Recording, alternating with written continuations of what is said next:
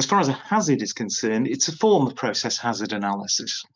What we try to do is to identify all the reasonably foreseeable hazards in a facility that have the potential to generate a major accident, something with, well, really, it's any damage to the environment, it's damage to people, it's damage to your reputation, all those things come in there. But in a major sense, we're not looking at the occupational safety side of things.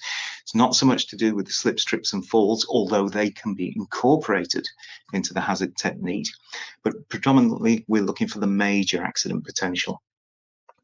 Now, if you do it correctly, and you recognize the fact that a major accident is potentially possible for you on your site, then it allows you to investigate what you've got in terms of safeguards to prevent that from happening. And once you've established what the major accident potential is, it gives you a very good clue as to whether those safeguards are going to be adequate or not. We will have a target to reach in terms of what the tolerable risk is from these major accident potentials. And by identifying the safeguards and the type of safeguards that they are and how robust they are, that gives you a very good sense of what it is on your plant that you need to treat as being special and to look after appropriately. So we had a team meeting only the other day, and we noticed in the news that there have been a couple of fires on plants around the country. And the question was asked, was that a situation, based on what we knew, that where a hazard would have identified the particular failure that had taken place? And my answer to that was almost definitely. We have a series of guide words that we use to drive the hazard. And in each case where these events had taken place, those would have been caught by those particular guide words. So how that then translates into your compliance with the existing legislations for things like DSEAR and COSH and others is writ large within the hazard technique as well. So what I want to do in this talk is to bring that out as much as I can. So we know what a hazard is, and we know that we've got a hazard technique to identify those. We will first of all look at what it is that you've got on site, whether it has the potential to become a hazard or not.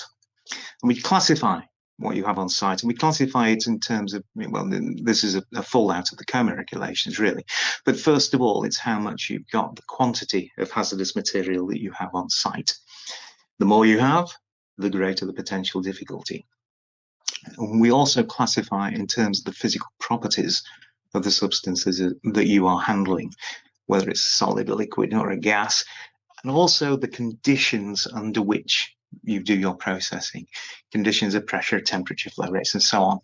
Because the way you handle materials has the potential to either make that hazard potential worse, or indeed sometimes a little bit better as well.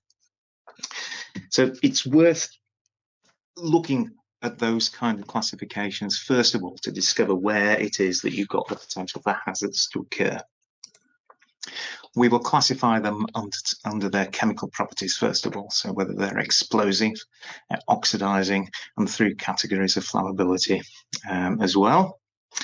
And we can classify under their potential for generating health effects, so various levels of toxicity, whether it's harmful irritants, corrosives, whether they can do damage to the unborn child, things like that, or whether it's an asphyxiant, for example, as well.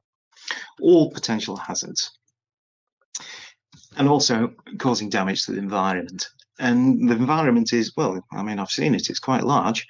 There's lots of stuff out there that we can damage: water, land, the air itself, and this thing called biodiversity, flowers, plants, protected species, natural habitats, all of which are regarded as precious to us, all of which we don't want to generate any harm for. I believe that there's been a spill into the canal network in Birmingham just recently as well. So let's see if we think a hazard might have identified that potential. We're not restricted with the hazard to just looking at the properties of the hazardous materials that you're dealing with.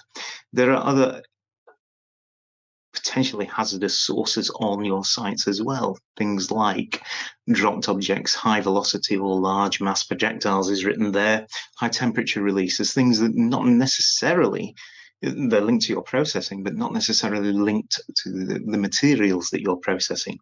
Rotating equipment, electricity, falling from height, those kind of things as well. So we will be looking very much at all manner of hazards when we're completing our hazard. We would need, in order to do this, some indication of what the damage potential is.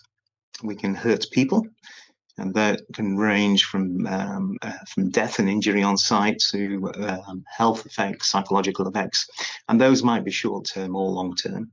We can do damage to the environment, and we can do damage to your business as well.